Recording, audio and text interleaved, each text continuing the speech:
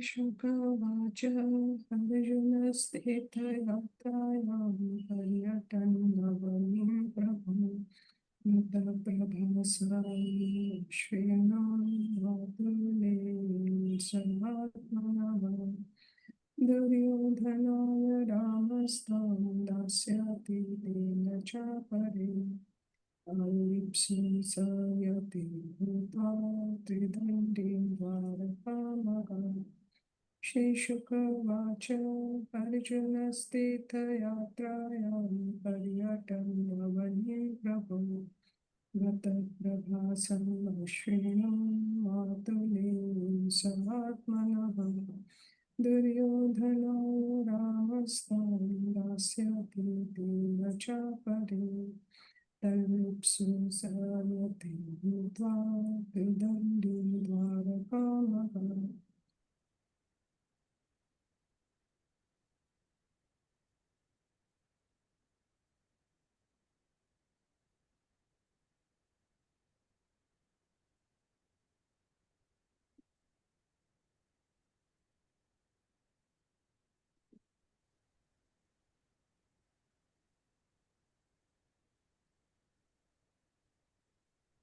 Hare Krishna, everybody, my obeisances. Jai Shri Prabhupada. Hare Krishna. Hare Krishna. Hare Krishna. Santarupa Maharaj, it was very nice prayer that we heard. What was the prayer? Can you tell us? You were reciting something. You're talking to me? You're Yeah, telling yeah. me? Oh, no, Prabhu, I was just finishing my reading of Bhagavatam. It is Arjuna kidnaps Subhadra. Okay. I was thinking some prayer you have, something. All right, let us resume where we stopped. We are in the chapter 14, which is entitled Ideal Family Life.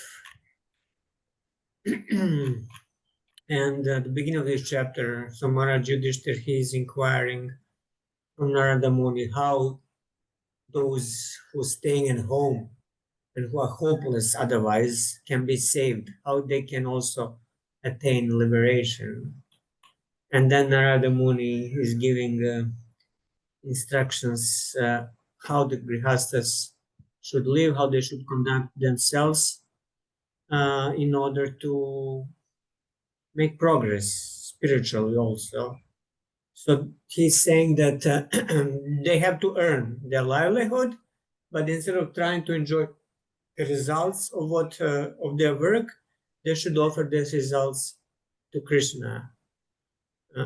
And they also should always associate with sadhus, with saintly persons, and hear the katha of the Lord, Srimad Bhagavatam and Puranas. And they should work only as much as is necessary to maintain the body and soul together. Otherwise, if they endeavor too much, again, the spiritual life will be lost.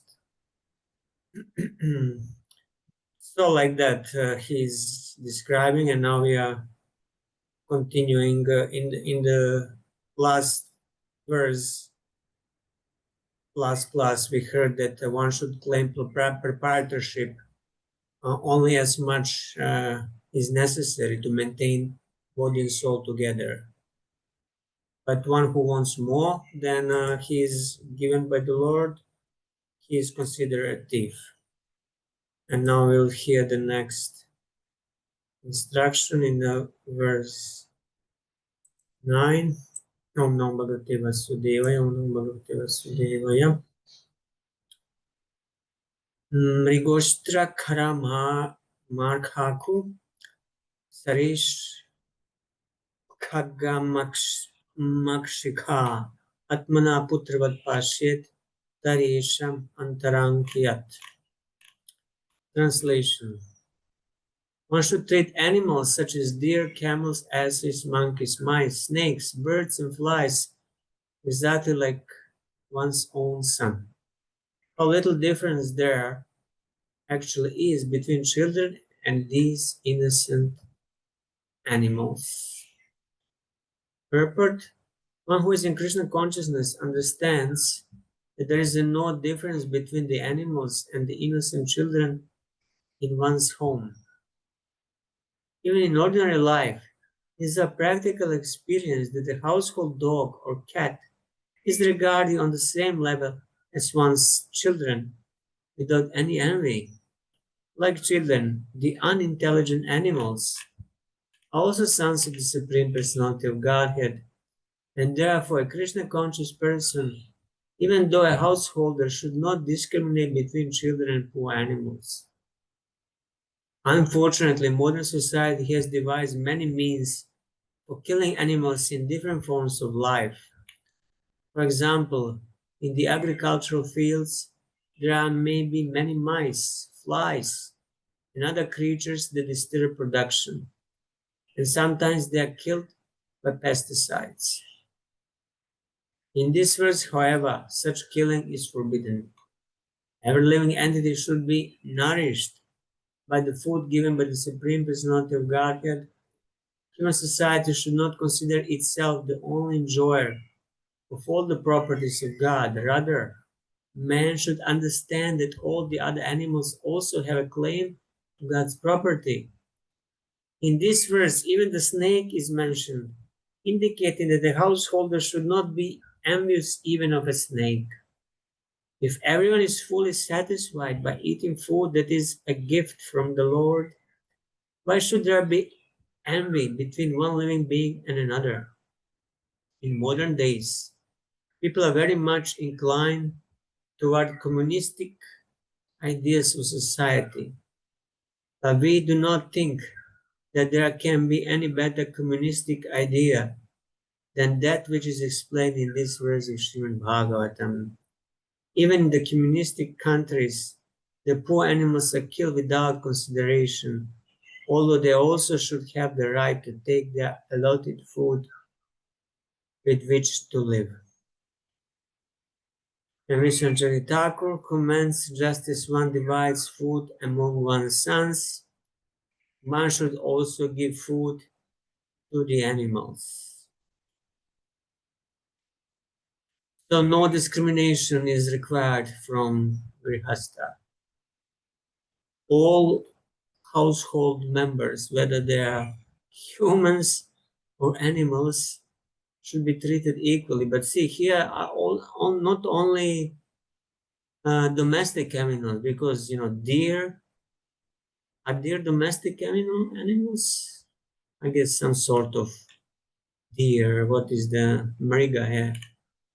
Could be domesticated. Camels, asses, monkeys. Monkeys are certainly not domestic animals. Snakes also not domestic animals, and mice. So, but still, Grihastha, he is supposed to treat them without any envy and not to try to kill them, but to give them food as much as possible. Well, in the previous, ages, or maybe just few decades ago, people used to live more with the animals. Now in the cities, except for dogs and cats, who lives with the animals? I was recently in Vrindavan and went to visit one of my friend, devotee friend, and somehow they got a small, nice, cute dog as a house pet. But because it's in Vrindavan, you don't have really any courtyard where to keep it, so they were keeping it in the house, and it was cute animal, but it was, as you know, dogs are not clean, and they're jumping here and there, always requiring attention, and my friend's wife, she was cooking something, and then the dog was around, which is not really the ideal situation. And eventually, they told me now they decided they will sell the dog. It's too much trouble. But they were taking very nice care of it. I could see it, and it was expensive dog, not like street dogs. Here in Mayapur, we have quite few street stray dogs. and sometimes they gather in a groups. It can become even dangerous. And just last week, I faced group of 10, 15 dogs who were running around up and down the road, and I had no stick. And in one moment, they showed their teeth to me. I had only my chador that was I was kind of trying to keep them off. Eventually, somebody came with the motorbike and chased them away. Yeah, so we should not be envious of any animals, even snakes. Although sometimes it's recommending the snakes should be killed.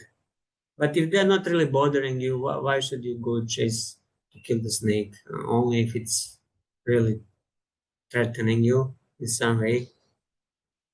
Srila Prabhupada tells a story how he was on a walk with his godbrothers and Guru Maharaj, and then they spotted a snake on the road, and Srila Bhaktivedanta Saraswati Thakur, he asked one disciple to kill the snake, and Srila Prabhupada was very, very much surprised because that time he was still new, kind of new devotee in Gaudiya Math, so he was surprised.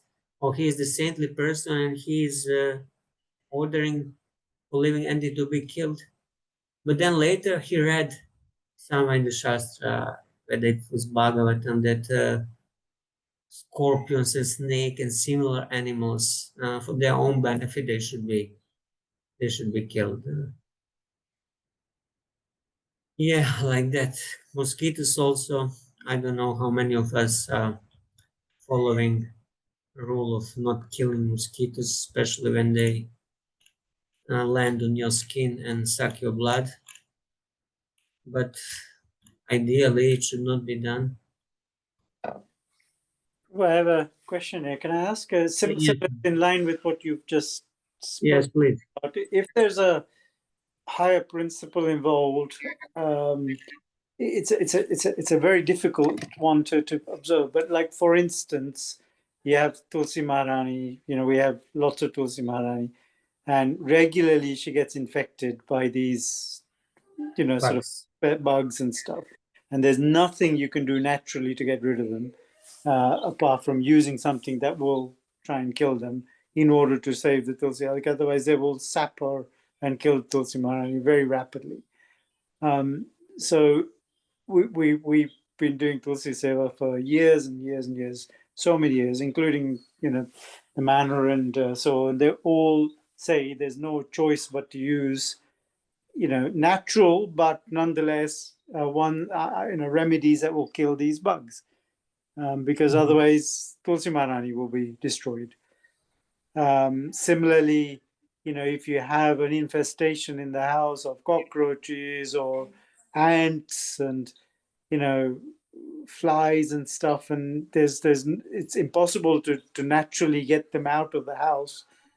What do we do in that circumstances? I mean, we presumably are incurring the karmic reaction for dealing with that situation. And we read in Shastra that I can't remember which Muni it was, that because he was killing ants, he was sent to hell by Yamraj because the ants cursed him or something. I can't remember what the story was, but something like that. That was the story of what was it, Sukanya and that Muni, whatever he was his name. No, no, there's another Muni who pierced. Manduka As a Muni. Manduka Oh, Manduka Muni. yes, Muni. sorry. That Thank was you, slightly Muni. different story. Yes, Manduka Muni as well, because of his piercing eyes. Yes, you're right. Yeah. But as a child, he did that. But yeah, he went to see Yamaraj, but he didn't stay in hell. But he cursed Yamaraj afterwards. Well, I guess especially in this Tulsi Maharani service, I think it's completely justified that you can do it for the service of Tulsi Maharani, which is service of Krishna. So I don't think you get any reactions by serving Tulsi Devi. Actually, killing in this world is very difficult to avoid. I mean, if you just walk, there's so many, small, insects, flies. that you crush unknowingly. Drinking water, we might be killing so many of the small entities there. Eating, so it's impossible to be completely non-violent in this world. That's why we are not actually required to do that complete non-violence, but we are supposed to offer everything we do to Krishna. In this way, we are safe from that karmic reactions of unknowing killing. And then knowing killing, like this pest control, yeah, I don't know how else. Uh, it depends how much, how much transcendental you are, how much you can overcome these reactions from killing these animals. Some reaction will be there, but it will be much greater disturbance if you don't do this pest control. So I guess it's you just have to do it, and then hopefully it will be neutralized. Of course, not intentionally. We are not doing this intentionally, and then chant Mahamantra to neutralize the sinful reaction. But if it's absolutely necessary and there's no other way, I guess yeah, it's okay to do it. I mean, Arjuna, he killed on Krishna's order so many soldiers on the battlefield of Kurukshetra, and he didn't get any reactions. So if we are in a consciousness, Krishna consciousness like Arjuna, then whatever we do, really there will be no reaction. If we are really Krishna conscious, because we are doing everything for Krishna. So the whole point is not to try to avoid all things that are possibly not possible to avoid, but to try to become Krishna conscious as much as possible. At the same time, yeah, of course, we try. Like Jada Bharata, when he was walking on the road, he was trying not to step on ants. That's why he was causing some disturbance to King Rahugana. Yeah, like that, Prabhu. I don't know. We cannot be too much obsessed by not committing violence. I mean, Prabhupada mentions in one place I remember, even just by eating, by drinking water, we are killing so many. So how can we avoid it? Only way to avoid is to offer it to Krishna as prasadam and to be Krishna conscious. I mean, just imagine in our body there are so many microbes, bacteria, so many living entities, and sometimes they cause infection. And what are you going to do? You take antibiotics to kill them. to, yeah, basically to kill them. Otherwise, you'll be killed. You'll be finished. So this is the material Yes, world. If you yes, if you Prabhu. That's true. I- Yes. if you Hari There is Bol. one other question as well. In I, that, in traditional we come from a more kind of non-Gaudiya Vaishnava, traditionally, obviously, a Vaishnava family, and Mhm. my parents, grandparents, great grandparents, all used to observe this fast called Rishi Panchami, which was specifically for this intentional and unintentional harm that we may be causing to all these animals on a day-to-day basis. That is supposed to have been a kind of observation by Vaishnavas to say, look, we've done all of this. This is our way of apologizing to the Lord that we've done this. But we don't tend to observe that here. I'm just wondering whether you know anything about that, whereby in Gaudiya Vaishnavism it's not. Yeah, I don't know for this. Wow, and generally, I think this is from Varnashrama section of or Karma Kanda. This is what regular, followers to the Veda who follow Karma Kanda perform, and somehow some Vaishnavas might also follow it. Like some Vaishnavas might want to do Shraddha ceremony by offering Pinda and Gaya and this and that, but it's actually for one who is fully dedicated devotee of Krishna, it's not necessary. All you are absolved of all unintentional sins. You absolve all the debts to the pitris, to the demigods. It's all fulfilled just by serving Krishna. So if we are, fully surrendered devotees and serving Krishna, we don't need to do this. Just recently, I read one letter Srila Bhaktisiddhanta Saraswati Thakur was sending to one of his disciples who came from a Brahmana family, and somebody in his family died, so he was, performing Shraddha, following the Smarta rituals, and Bhaktisiddhanta Thakur, he was very much disappointed with him because he was teaching his disciples that all these karma kanda rituals and procedures, they are not meant for devotees. Devotees do not need to perform them. Devotees should have faith that everything is being fulfilled and executed by by serving Krishna.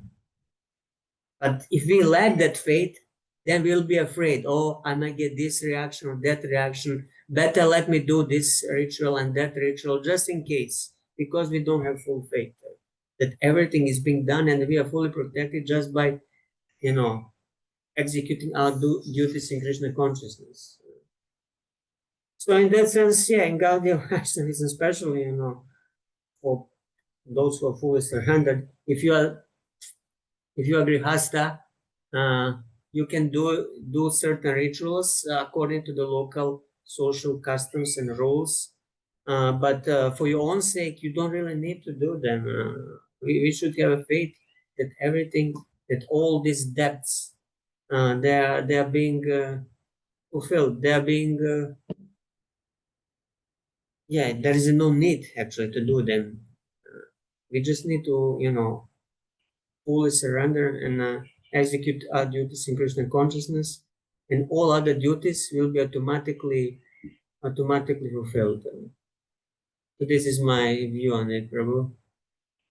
Are you following that?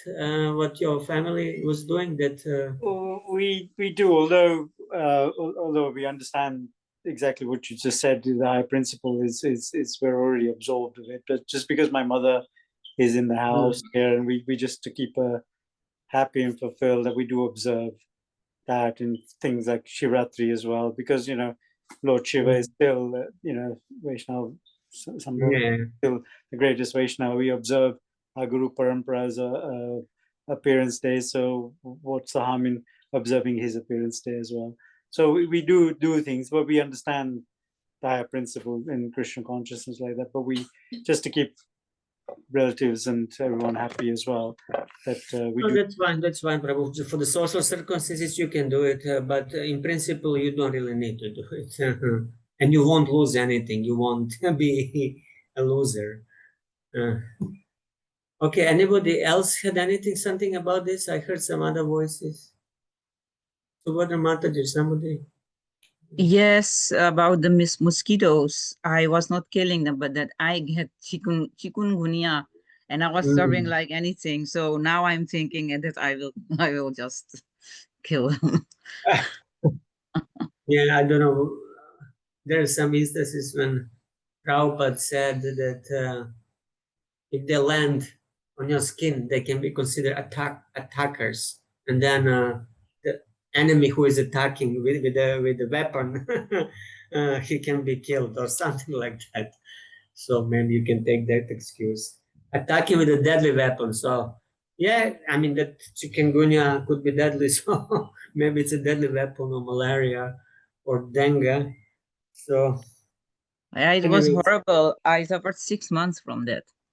oh gosh, Yeah. yeah, be careful. What can I say? I'm not saying don't do anything. Just protect yourself in any way. I mean, this Odomos also, if you go outside, Odomos should work. Cream spray.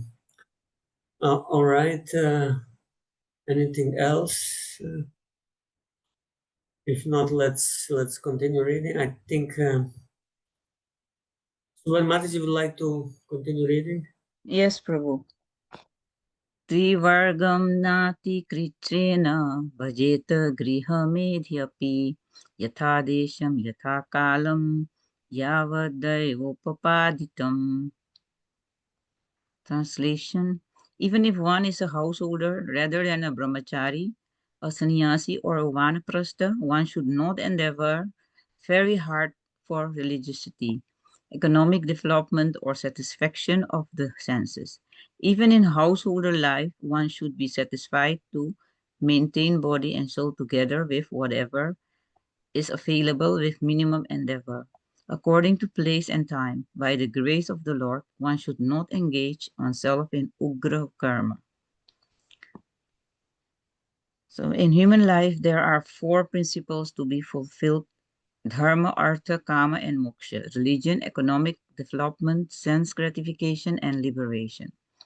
First, one should be religious, observing various rules and regulations, and then one must earn some money for maintenance for his family and the satisfaction of his senses. The most important ceremony for sense gratification is marriage, because sexual intercourse is one of the principal necessities of the material body. Yanmaitunadi grihamedhi sukham hi tucham. Although sexual intercourse is not a very exalted requisite in life, both animals and men required some sense gratification because of the material propensities. One should be satisfied with married life and not expend energy for extra sense gratification or sex life. As for economic development, the responsibility for this should be entrusted mainly to the Vaishyas and Grihastas. Human society should be divided into varnas and ashrams: Brahman, Kshatriya, Vaishya, Sudra, Brahmachari, Grihastha, Vanaprastha, and Sannyas. Economic development is necessary for Grihastas. Brahman Grihastas should be satisfied with a life of adhyayan, adhyapan, yajna, and yajan, being learned scholars, teaching others to be scholars, learning how to worship the supreme person of Godhead, Vishnu, and also teaching others how to worship Lord Vishnu or even the demigods. A Brahman should do this without remuneration, but he is allowed to accept charity from a person whom he teaches how to be a human being. As for the Kshatriyas, they are supposed to be the kings of the land, and the land should be distributed to the Vaishyas for agricultural activities, cow protection, and trade. Sudras must work. Sometimes they should engage in occupational duties as cloth manufacturers, weavers, blacksmiths, goldsmiths, brush smiths, and so on, or else they should engage in hard labor to produce food grains. These are the different occupational duties by which men should earn their livelihood. And in this way, human society should be simple. At the present moment, however, everyone is engaged in technological advancement, which is described in Bhagavad Gita as Ugra Karma, extremely severe endeavor. This Ugra Karma is the cause of agitation which within the human mind. Men are engaging in many sinful activities and becoming degraded by opening slaughterhouses, breweries, and cigarette factories, as well as nightclubs and other establishments for sense enjoyment. In this way, they are spoiling their lives.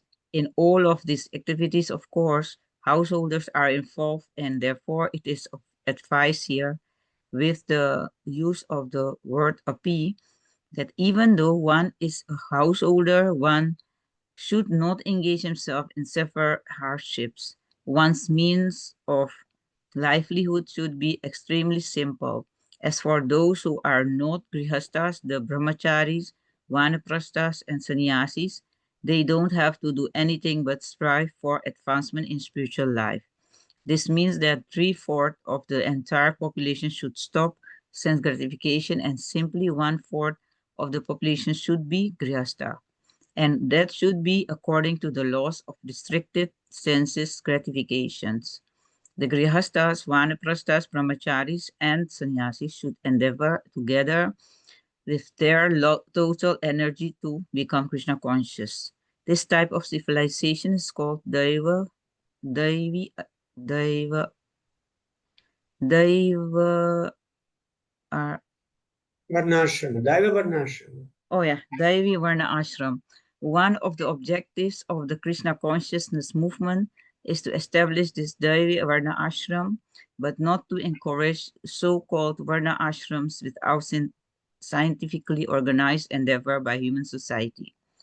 One should not enjoy by making great endeavor, but with whatever comes with little effort by chance, one should not expect great wealth.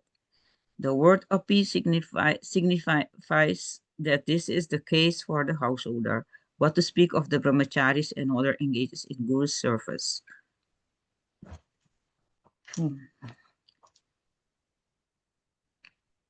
Yeah, this is, it said, actually, this chapter said this, the grihastas are the one who is dealing with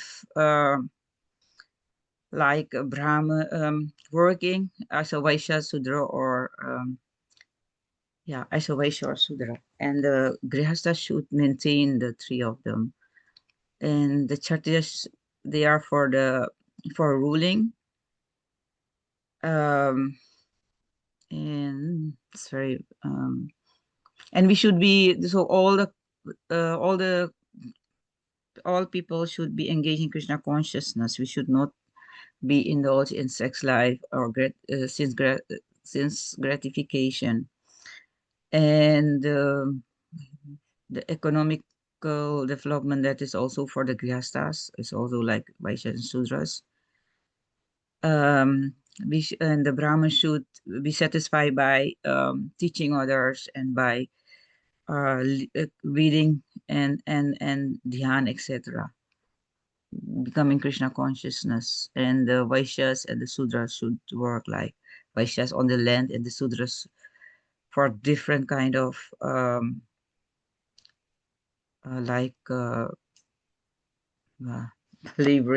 labor work and so on. So different occupational duties should they earn by different occupational duties, and that is actually meant for the grihastas and not for the other three classes, brahmacharis, sannyasis, and vanaprasthas.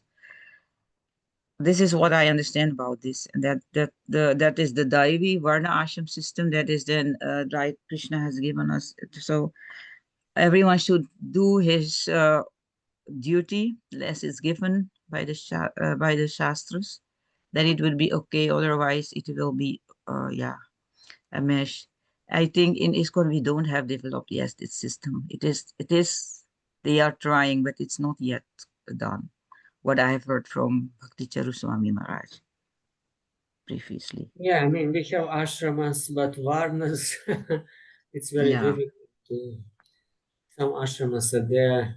It's interesting here, only 1/4 of population should be yeah, registered, but now actually there has a majority.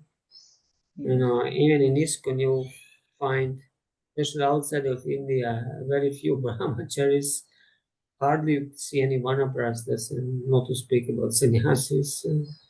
So grihastas consist in the majority, but there should be just 1/4 of population, meaning that everybody should go through each of the stage successively, become a brahmachari first, then grihasta, and then take vanaprastha and sannyas. That looks like it's not really happening. And yeah, the main point in the verse that even if one is a grihasta, he should not over endeavor, but be satisfied with whatever is available with the minimum endeavor. But who is satisfied nowadays? You know, people are always, even the devotees that I meet them, many are just, complaining and about so many things, and also about not having, enough money for this and that and this and that. But yeah, it's actually not the best practice. If you're unhappy what you have now, you won't be happy even if you get more and more and more. It will never stop. It will never stop. And then Ugra Karma civilization was created, and how many millions of occupations we have nowadays? How many are IT industry, coders, programmers, that never existed just 30 or 40 years ago didn't exist. And now so many professions are there, but they're all going now to be replaced very soon by whom? By AI, by artificial intelligence. Some people are already predicting it, and many are actually being already uh, replaced. They say that AI, artificial intelligence, can now translate much better than any translator, and much faster. It can write, books, do so many things. It can do, coding, also programming.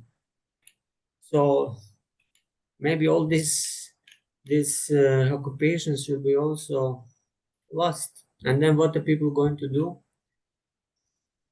They will practice spiritual life? I doubt. Okay, let us continue reading. Shailesh Prabhu, would like to read? I'll read the Sanskrit. Yes, Prabhu. Ashwaghanti vasayibhya kaman samvibhajed yatha apekamatmanudaram nrinam svatvagraho yatha. Translation. Dogs, fallen persons, and untouchables, including chandalas, dog eaters, should all be maintained with their proper necessities, which should be contributed by the householders. Even one's wife at home, with whom one is most intimately attached, should be offered for the reception of guests and people in general. Purport.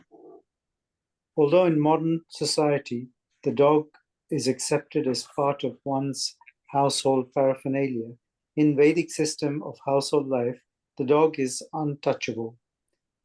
As mentioned here, a dog may be maintained with proper food, but it cannot be allowed to enter one's house, what to speak of the bedroom. Outcasts or untouchable chandalas should also be provided with the necessities for life. The word used in this connection is yatha, which means as much as deserved. The outcasts should not be given money with which to indulge in more than they need, for otherwise they will misuse it. At the present moment, for example, low-class men are generally paid quite amply, but instead of using their money to cultivate knowledge and advance in life, such low-class men use their extra money for wine dining and similar sinful activities. As mentioned in the Bhagavad Gita 4.13, Chatur Varnam Maya Shristam Guna Karma Vibhagasha. There must be 4 divisions of human society according to the work and qualities of men. Men with lowest qualities cannot do any work that require higher intelligence. However, although such a division of men must exist according to their quality of work, it is suggested herewith that everyone must have the necessities of life. The communists of the present day are in favor of supplying the necessities of life to everyone, but they consider only the human beings and not the lower animals. The Bhagavatam's principles are so broad, however, that it is recommended that the necessities of life are supplied to everyone, man or animal, regardless of good or bad qualities. The idea of giving even one's wife to the service of the public is that one's intimate relationship with his wife or one's excessive attachment to his wife, by which one thinks his wife to be his better half or to be identical with himself, must gradually be given up. As formerly suggested, the idea of ownership, even of one's family, must be abandoned. The dream of material life is the cause of bondage, in the cycle of birth and death, and therefore one should give up this dream. Consequently, in the human form of life, one's attachment for his wife should be given up as suggested herein.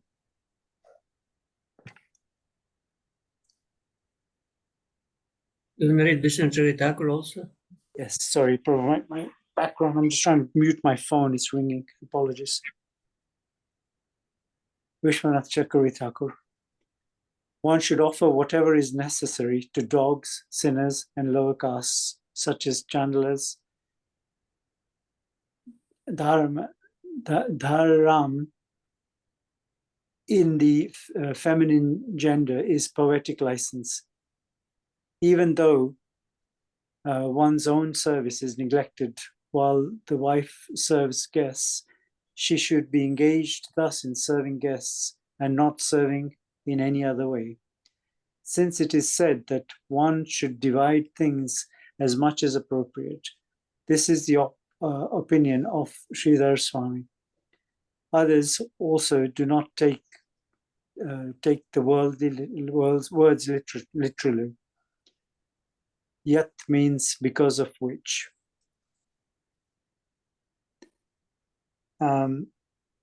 So here we read that one should engage in services appropriately to one's intelligence class. And there are divisions of service according to one's ability.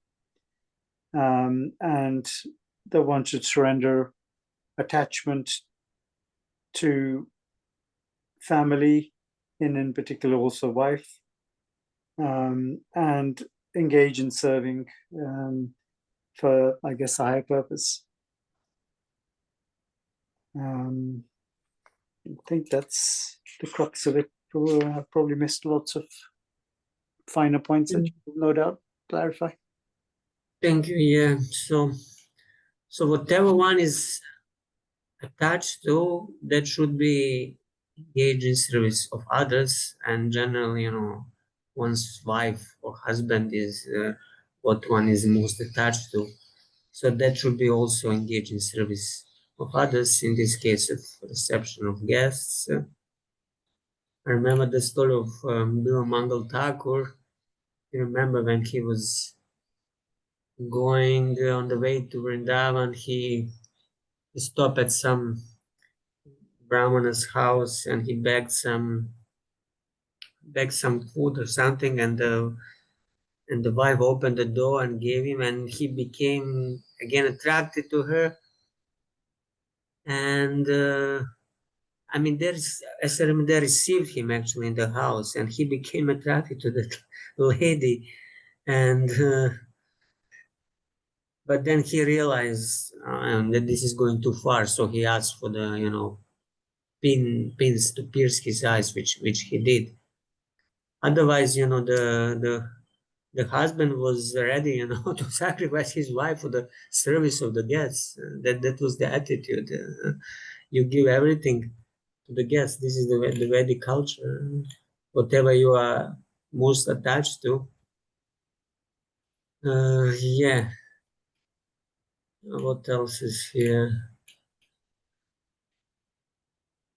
Yeah, that was when the conception was that one's wife is for one's service, but nowadays I don't think this is very much present. That wife is actually a serving husband. So it's a kind of rare thing, dream of material life. Yeah, all attachments should be given up. All right.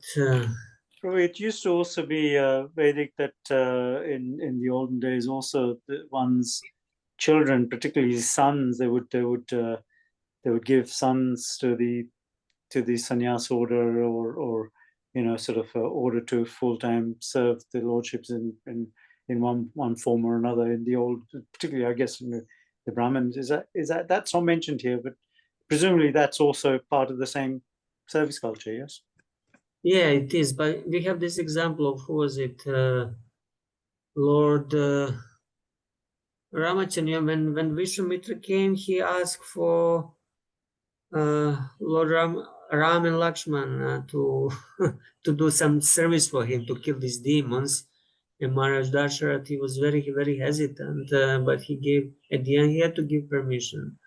Also, when that traveling sannyasi came to Lord Nityananda's family house, his father was, shocked when the Brahmana asked him for his son to be traveling companion, but he had to give permission, although that killed him basically. After that, he died, but he had to give permission. So when saintly person asks something, even if it's your own self, one is supposed to give.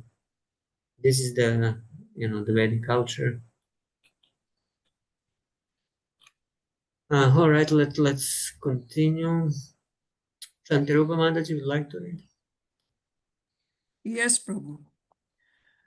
Jahyadyadarte swan pranan hanyadva pitaram gurum tasyam swatvam striyam jahyad yaste nahi ajito jitaha. Translation. One so seriously considers one's wife to be his own that he sometimes kills himself for her or kills others, including even his parents or his spiritual master or teacher. Therefore, if one can give up his attachment to such a wife, he conquers the Supreme Personality of Godhead, who is never conquered by anyone. Purport. Every husband is too much attached to his wife. Therefore, to give up one's connection with his wife is extremely difficult.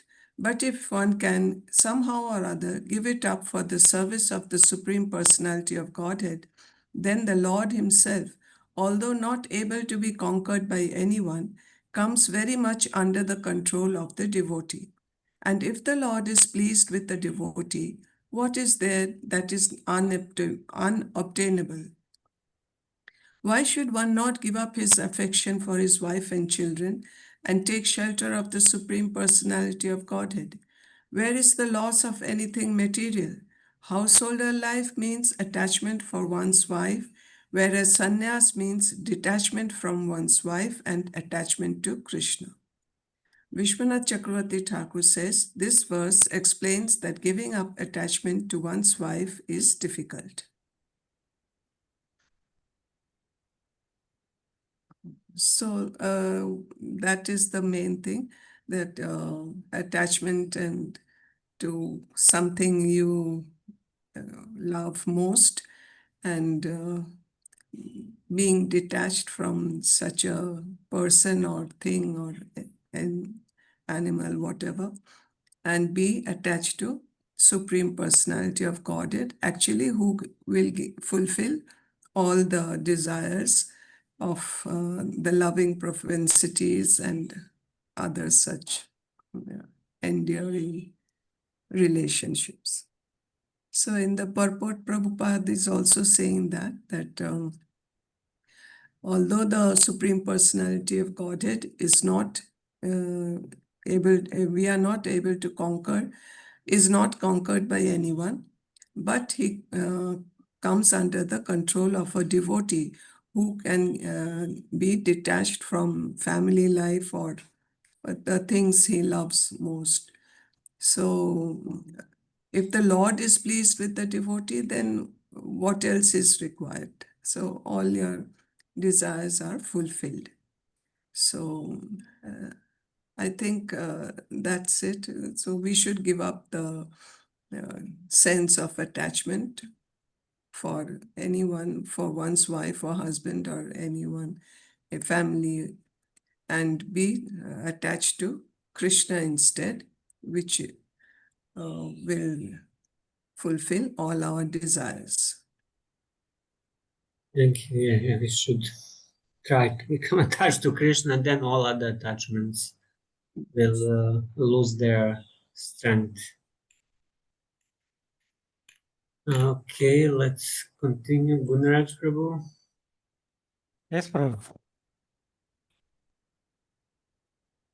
Krimi vid bhashma nishtantam kvedam tucham kalevaram kvatadiya rati bharya kvayam atma nabas chadiha.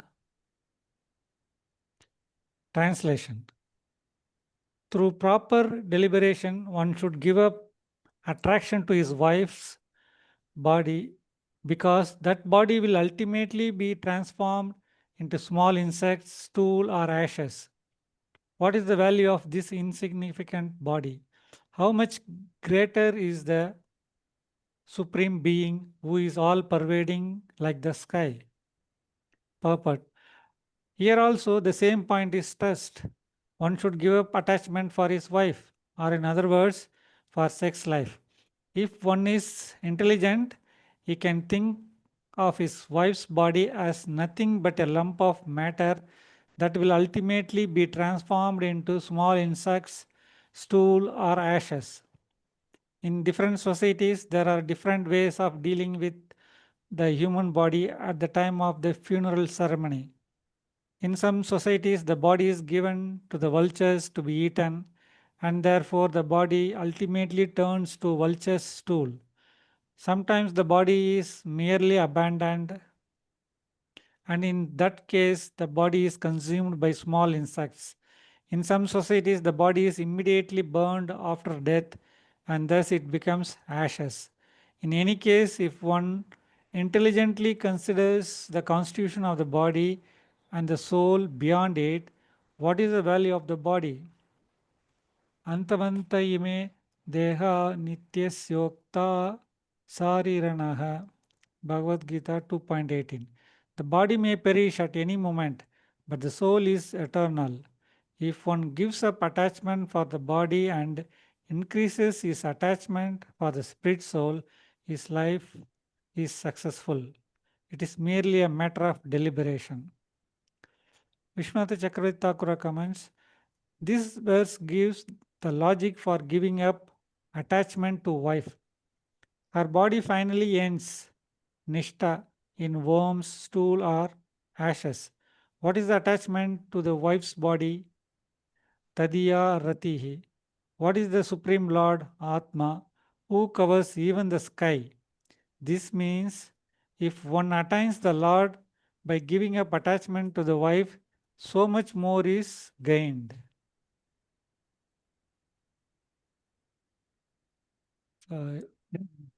Here the importance is given up the attachment, how we are getting attached to the body and the sex life, particularly for the grahasthas. And that too, in grahastha's life, the attachment to one's wife. And it also here we can say that how the temporary and perishable nature of the body, how it ends ultimately, because it can become into ashes or stool, or it can be consumed by insects depending on various customs in different societies. So in contrast to all these things, the soul is eternal completely compared to this perishable material body.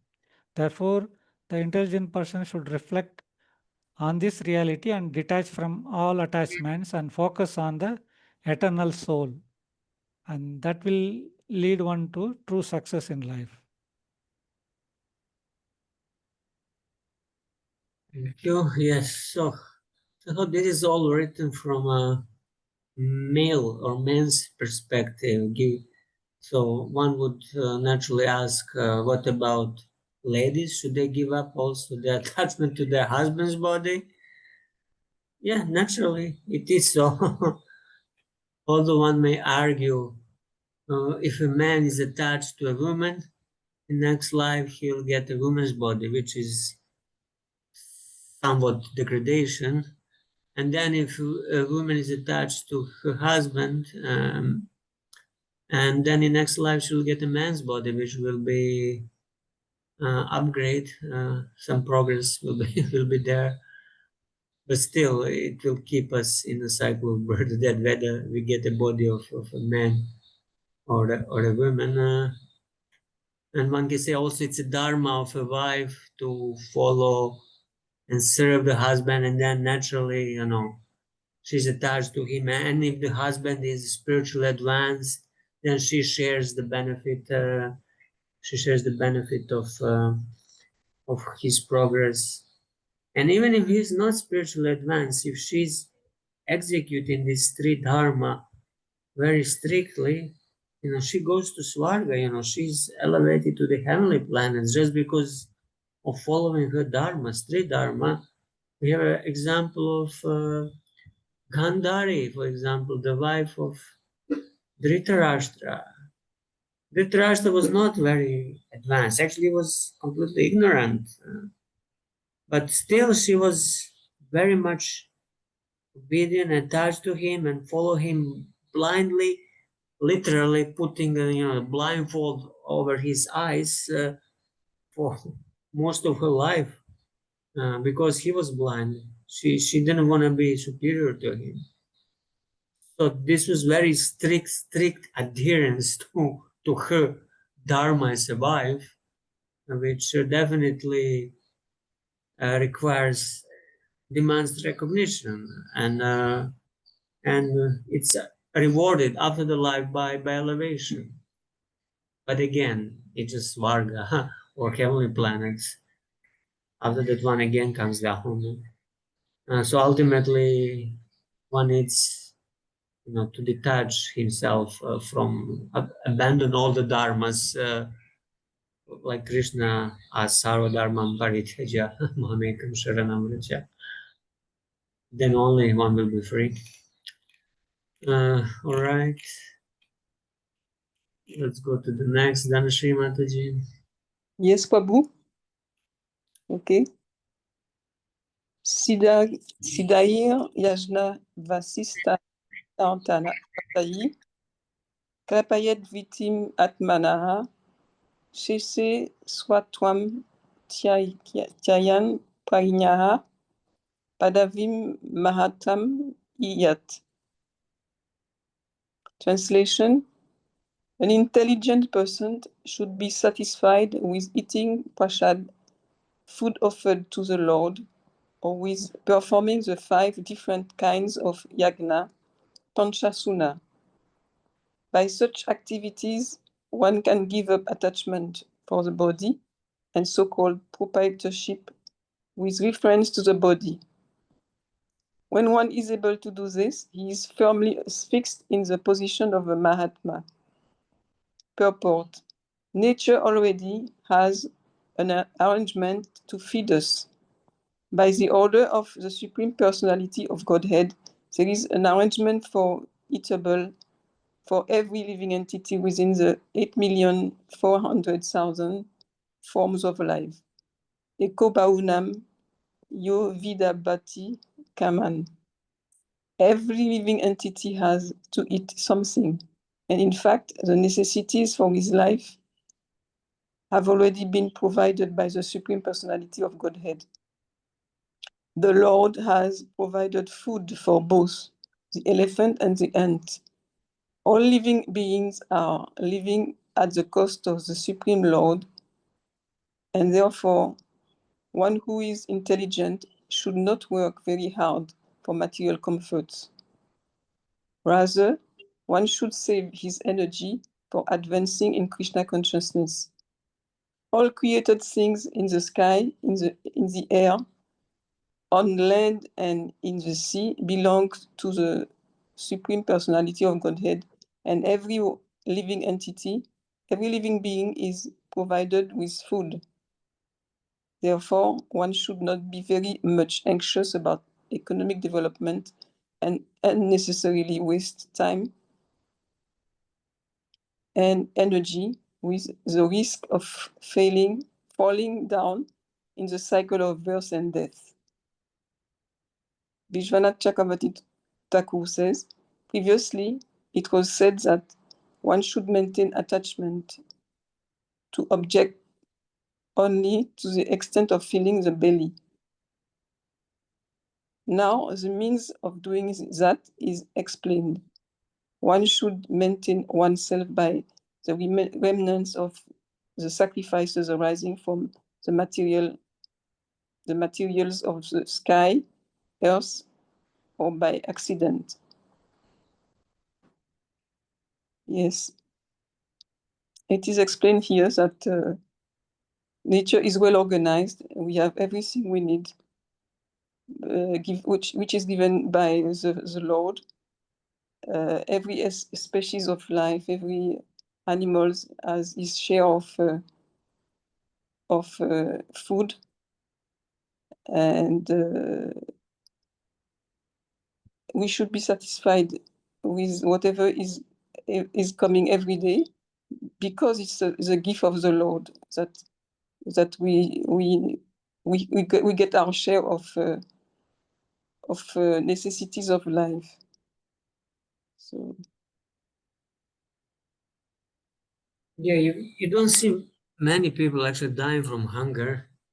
I don't know, maybe somewhere, in desert in Africa. But in India, we have 1.5 billion people. I doubt that anybody is really dying from hunger. Some people might be a little hungry, but I don't think anybody is really dying from hunger. That means that this principle works, that the Lord is providing food to everybody, uh, even to the beggars on the streets. Somehow you pass one morning, he's there, and the next morning, he's still there. That means, he survived the previous day, and you see him for many days. That means he's still living, although he's on the street. Somehow, he manages to eat. So Lord is providing.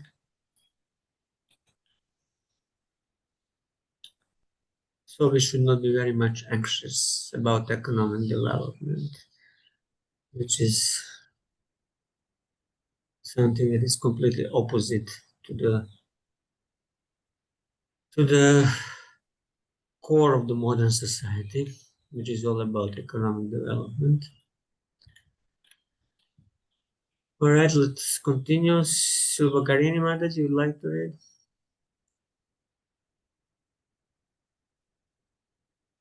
Are you there? Silvakarini Mataji? Okay, she's not there. Then I'll read. Devan Rishindri Bhutani Vitrin Atmanam Anvaham Svavritya Agatha Vitena Yajita Purusham Pritak. Translation. Every day one should worship the Supreme Being who is situated in everyone's heart, and on this basis one should separately worship the demigods, the saintly persons, ordinary human beings and living entities, one's forefathers and oneself. In this way one is able to worship Supreme Being in the core of everyone's heart. Previous verse there was this Pancha Yagya recommended for householders, grihastas in a varnashrama system. But those who are devotees of Krishna, already engaged in direct devotional service, they don't really need to do this. Panchayagas or separately worship the demigods. Saintly persons we can worship. There's no harm in that. Next one, Yarhyatmano Adhikaradhyam Sarvasyur Yagya Sampada Vaithanikyana Vidinam Agnihotra Adina Yajet. When one is enriched with wealth and knowledge, which are under his full control, and by means of which he can perform yagya, or please the Supreme Personality of Godhead, one must perform sacrifices, offering oblations to the fire according to the directions of the Shastra. In this way, one should worship the Supreme Personality of Godhead. If a grihasta or a householder is sufficiently educated in Vedic knowledge and has become sufficiently rich to offer worship to please the Supreme Personality of Godhead, he must perform yagyas as directed by the authorized scriptures. Bhagavad Gita 3.9 clearly says, Yagyartat karmano nyatra lokoyam karma bandhana. Everyone may be engaged in his occupational duties, but the result of these duties should be offered for sacrifice to satisfy the Supreme Lord. If one is fortunate enough to possess transcendental knowledge as well as the money with which to perform sacrifices, one must do it according to directions given in the Shastras. It is said in Srimad Bhagavatam, Kritaya dhyayato vishnum tretayam yajito makhai dvapare paricharyayam kalau tadhari kirtanat. The entire Vedic civilization aims at satisfying the Supreme Personality of Godhead. This was possible in Satya Yoga by meditation upon the Supreme Law within the core of one's heart, and in Treta Yoga by the performance of costly yagyas. The same goal could be achieved in Dvapar Yoga by worship of the Lord in the temple, and in this age of Kali, one can achieve the same goal by performing Sankirtan Yagya. Therefore, one who has education and wealth must use them to satisfy the Supreme Personality of Godhead by helping the Sankirtan movement that has already begun, the Hare Krishna movement or Krishna consciousness movement. All educated and wealthy persons must join this movement, since money and education are meant for service to the Supreme Personality of Godhead. If money and education are not engaged in the service of the Lord, these valuable assets must be engaged in the service of Maya. The education of so-called scientists, philosophers, and poets is now engaged in the service of Maya, and the wealth of the rich is also engaged in Maya's service. The service of Maya, however, creates a chaotic condition in the world. Therefore, the wealthy man and the educated man should sacrifice their knowledge and opulence by dedicating them for the satisfaction of the Supreme Lord and joining this Sankirtan movement. Yagyai Sankirtana Prayaya Yajanti He Sumedasaha.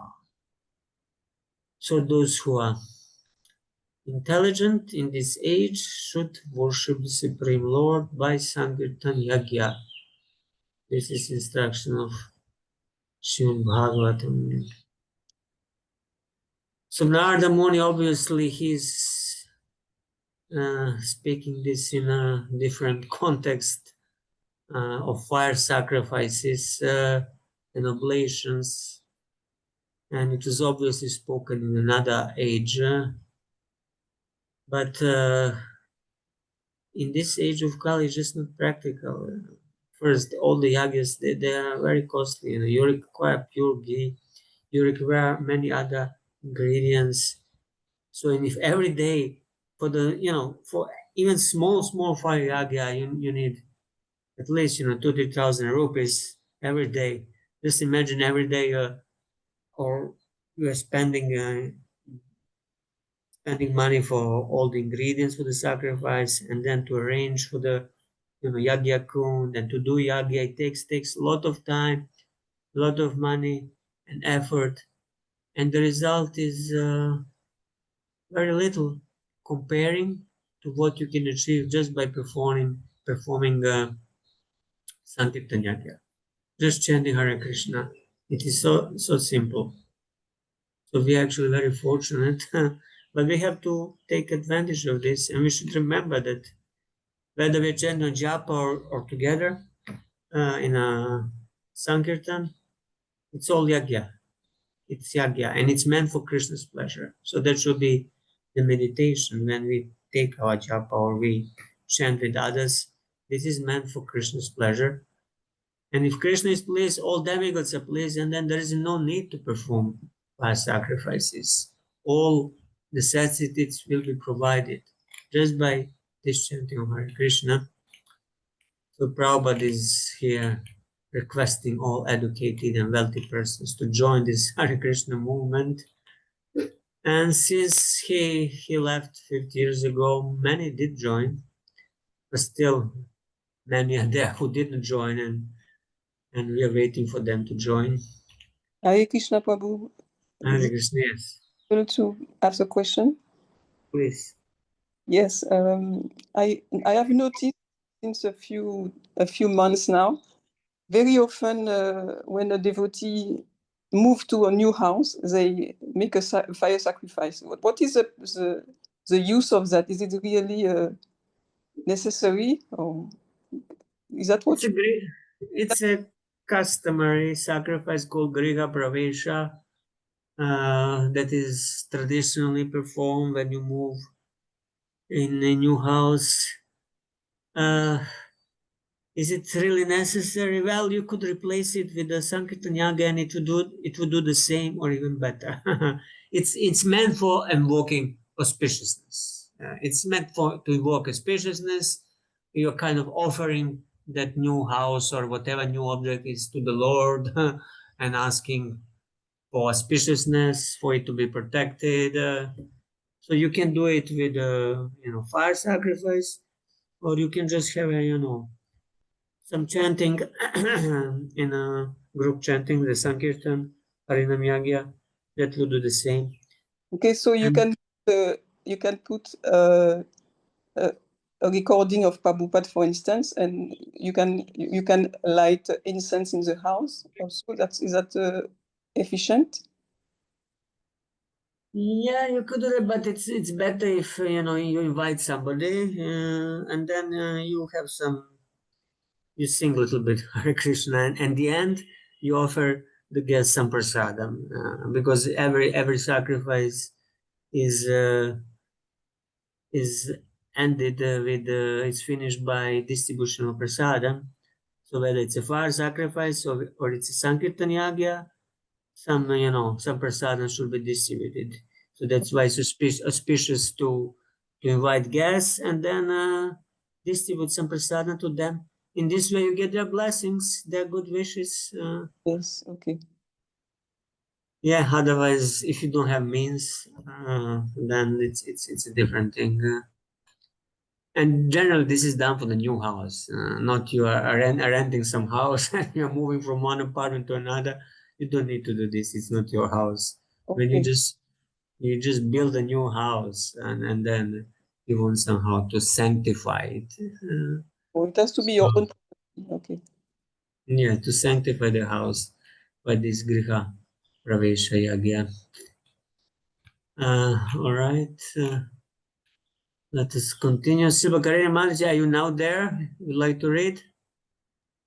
Yes. Oh, Is that right. Subhadra or someone else? Yeah, I said Sibakarina Mataji looks like Oh, she's just okay. online, but she's not hearing. Anyway, let's then go back. Yes, Subhadra Mataji, you can read. Yeah. Nahi agnimukhto ayam vai bhagavan sarva yagya bhok ijeta havisha rajan yatha vipra mukhe hute. Translation. The Supreme Personality of Godhead, Sri Krishna, is the enjoyer of sacrificial offerings. Yet, although his lordship eats the oblations offered in the fire, my dear king, he is still more satisfied when nice food made of grains and ghee is offered to him to the mouths of the qualified Brahmins.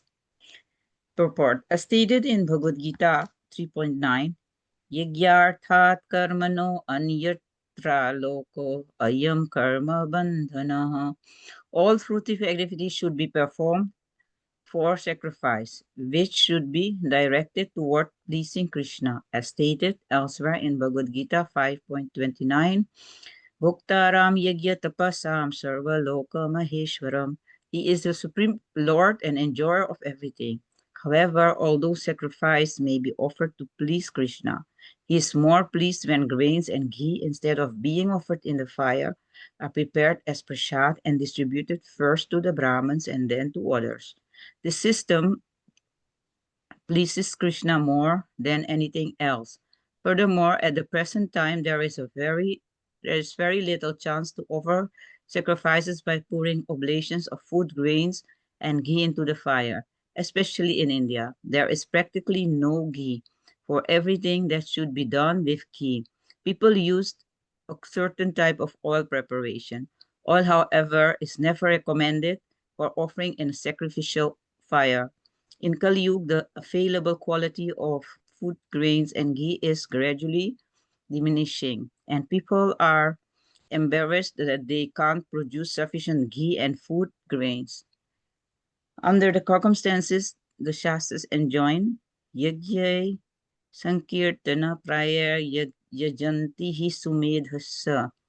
So in this age, those who are intellectual of offer yajna or perform sacrifices through the Sankirtan movement. Everyone should join the Sankirtan knowledge and riches.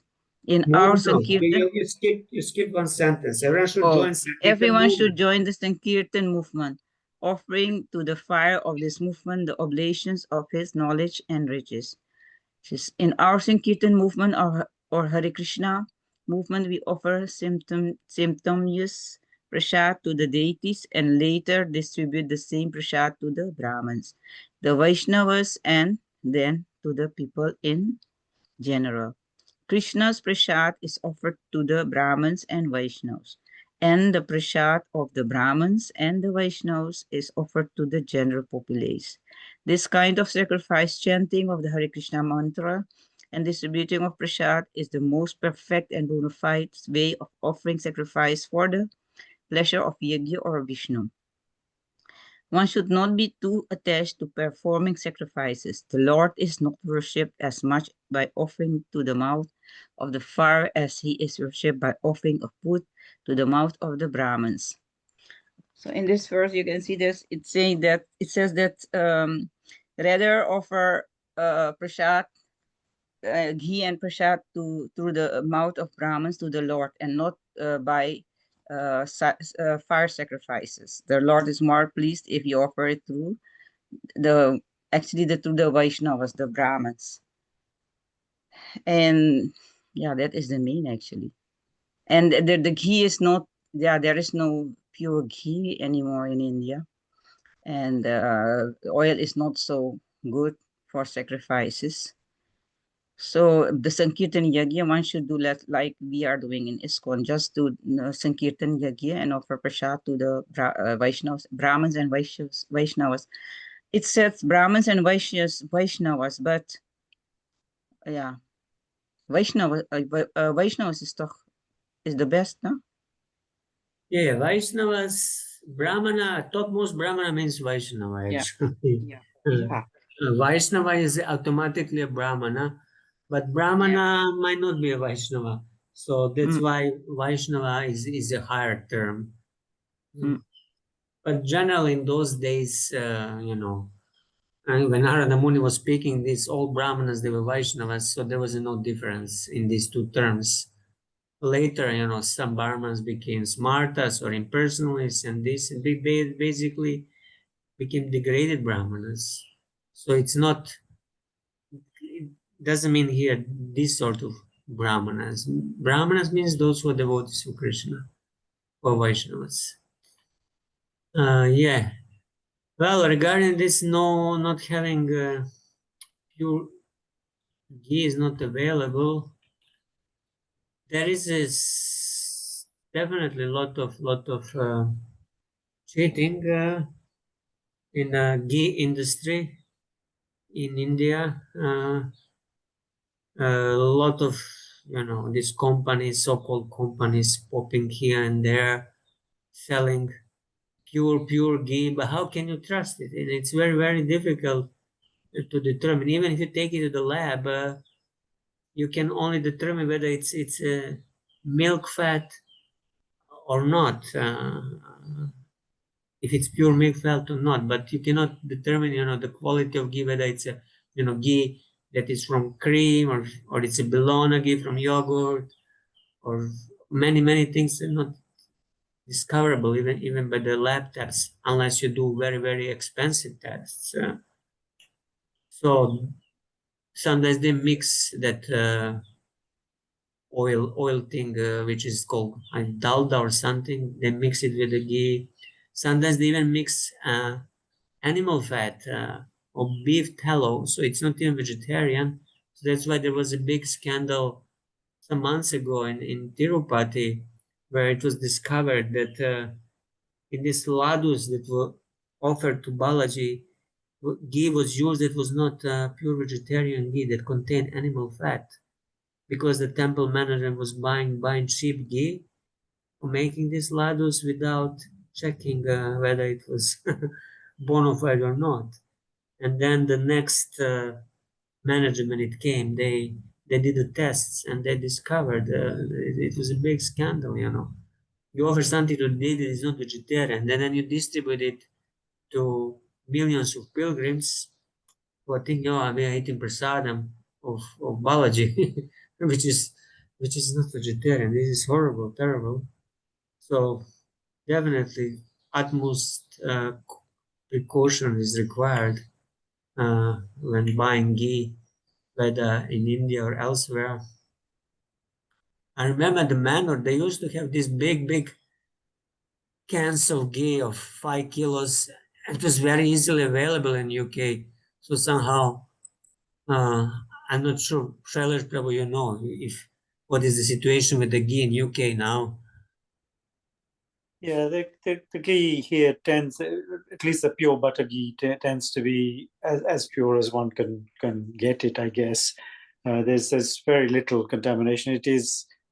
There are quite strict food standards here and requirements of labeling, etc.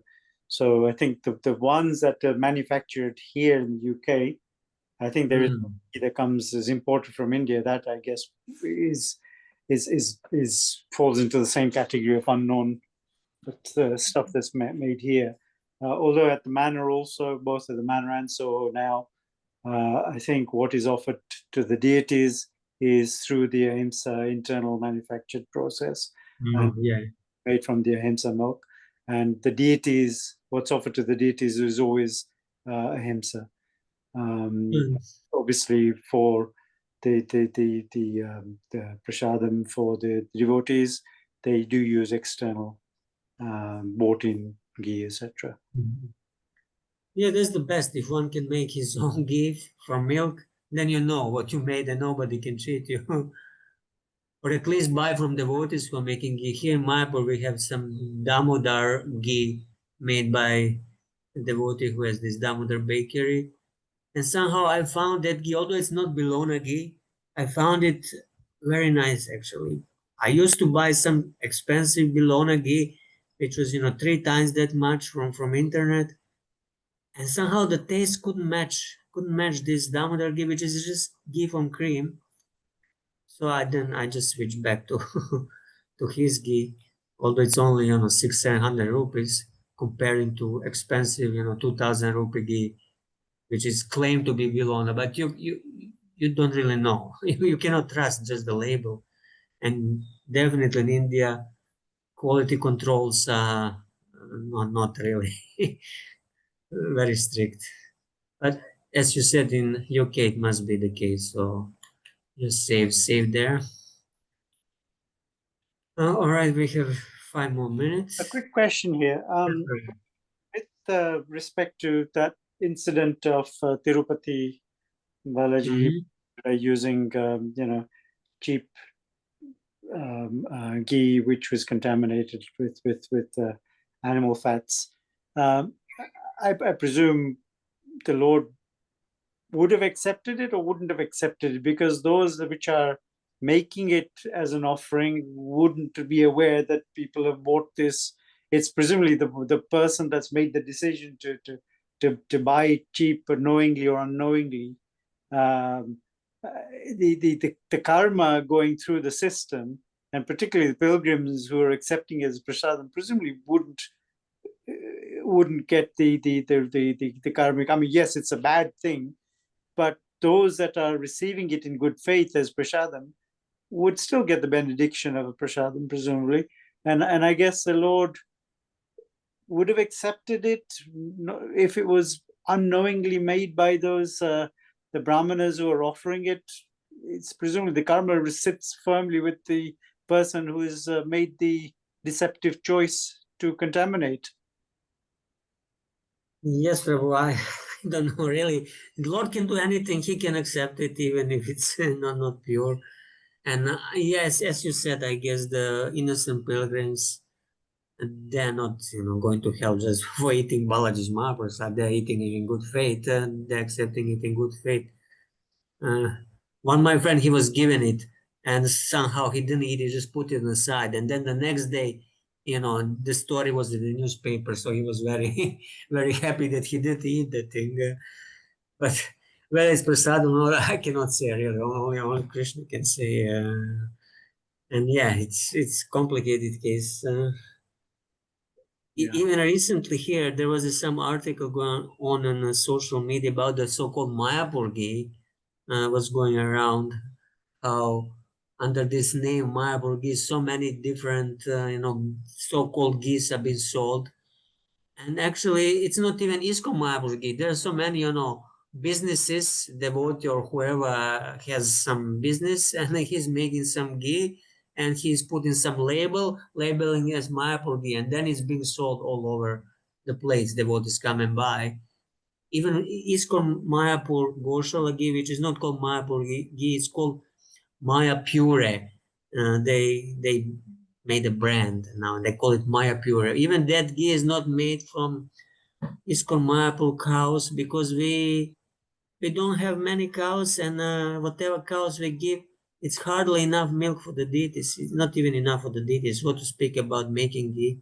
So what they do in my ISKCON Mayapur Goshala, they just buy a cream in Navadvip from so presumably sources that they know, and then they make ghee themselves from that cream, and sell it as Maya Pure ghee. But they do also the lab testing just to make sure that the cream is okay, that it's not contaminated. Yeah, it's very difficult nowadays to get anything pure, especially in India, because so many people are just trying to make profit, to make money, and obviously the government controls very slack. So you cannot trust. You cannot trust the labels. I mean, traditional families, and certainly Gujarati families, I can speak of, hardly ever buy ready ghee. They always make it home, even if it's from buying butter blocks, just pure butter, and making from butter. And the taste is very different. I mean, commercially produced ghee does not taste as good as homemade ghee for sure. I think we've kind of grown up in that environment where ghee is always made at home. Yeah, definitely. And even when I was a child, I remember drinking that milk. It's milk on a green grass, because the cow that we were buying from the neighbor, the cow was eating, green grass, and then the milk had a taste of that grass. It was such a, unbelievable taste. And of course, now here in Mayapur also we have a lot of goshas who are having cows, and they also deliver milk, and it's definitely much better than the store-bought milk, although it's available now also in Mayapur, Amul, or all sort of uh, dahi, yogurt, and milk, packet milk is available, but still the one that is coming directly from the cows is much better, even if we cannot call it ahimsa, because we don't know these goshas, these local people who live around, what will they do with that cow at the end. We just don't know whether they will sell it or not. They might not, and they may. We don't know. So what we're supposed to do, not to buy their milk because it's not ahimsa, then you cannot get any milk. Amul milk is definitely not ahimsa. Plus, it's generally collected from many different farmers. So buffalo milk is mixed with the cow milk. So Amul and these big brands, Britannia, whatever the brands are, they cannot be pure cow butter or ghee. Yeah, like that. But I guess in UK you are better off. I even remember every Here, when I go to Europe and try butter there, somehow it tastes better than the Amul butter here, because I guess there are no buffaloes there, so maybe only cows. Yes, Mataji, you said it's something. Also a little worried because I heard that some milkmen, they don't produce the milk, but they collect the milk from other milkmen and they make curd, butter ghee, buttermilk. And is that reliable? This product, is it reliable? I mean, depends on the individual who is he's collecting from others and then selling. Yeah, if it's a milk from the cows, some people, they just want a Deshi cows, eat these Indian breeds of cows, but mostly it's mixed, different sort of Western breeds, Jersey breeds. Again, there is a theory that about A2 milk, which is coming from Deshi cows, which is supposedly much healthier than A1 milk, which is coming from the Western breeds. So this is how some sort of cow racism was developed, that people require only deshi cow milk. Okay. Yeah, it's complicated So topic. careful. What did you say, Mataji? Danshi, Mataji? I said, so we have to be very careful for the choice of. Yeah, I mean, you try the milk when the Gosha brings you, if it tastes good. I mean, you can try to go to his house and check his house also. That's also possible. I was trying few of them, and at the end, I had to choose one. He was showing me photos of his house, so I didn't go to his house. I didn't go to his house to check. In general, there is a lot of cream on the top, so some people, they carry them in these open containers on the motorcycles or bicycles, and and then when they strain, and there is a lot of dirt, and they're putting also the straw in the milk, and sometimes I heard during the summer they're putting some white substance, the milk is not spoiled. So you cannot trust anything anybody nowadays unless you have your cow, but that's difficult. Okay, I Also, think, yeah. it can happen also that you know somebody and you can ask information about. Yeah, recommendation about that person selling milk. If others are satisfied with his milk, yeah. Yes. Then and once you start getting from him, keep that one person. Don't change so often. So whether it's A2 or A1 or it's mixed, I don't think it really matters much. Although some time ago I also wanted just to get a Deshi milk. No, I don't really care so much. And I guess in the UK and Europe, I don't think you really can get that Deshi milk, because the breeds there are different. For the ghee, I constantly buy Damodar ghee for years now. It's Yeah, not cheap, and I think this is the best we can get here in Mayapur. Damodar ghee is the best, and his butter is also the best. Much yes, much better than all this. parmesan for pasta, and he's also doing meals, Indian meals every day for young people. This is a very successful plate. Mm, Many meals. yes.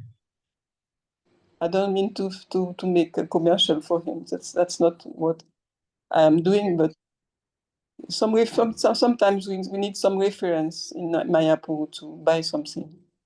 It's important. Yeah, Recommend. definitely. All right, yeah, let us stop here. Its time is already up, so we'll continue next Thursday. I hope you all had Hare to Krishna prepare. Prabhu, next Hare week Krishna. is my Guru Maharaj's Tirabha Mahotsav. I will not be joining class. Oh, okay. Who's your Guru Maharaj, Mataji? The same. His Holiness Bhakticharya Swami Guru Maharaj. Oh, I will. okay. Next Wednesday is it? Yes. I Okay, will Mataji. say No, also. it is on Thursday, but we have a program from 8, 9, 10. Oh, So, 3-day program. yeah. Oh, it's happening here in Mayapur, yeah? Yes, yes. You are invited. You can come, Prabhu, if you have time. Thank you, thank you. Prabhu, I Anyway, will, Leela, at the same occasion, I will be absent also. oh, you'll be absent also. Well, maybe then we can postpone next week class. If already 2 people are absent, I don't know what others are saying.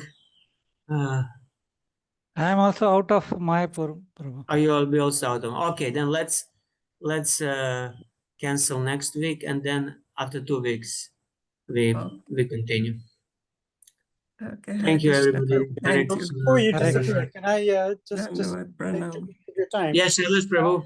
Prabhu, I just wanted to say, first and foremost, I thank you very much for all the time and effort you're putting into to doing these sessions for us. And I'm conscious of the fact that it took us a long time to get this started because of other logistical issues with my Hyper Institute, etc. And we're fast approaching the end of this canto.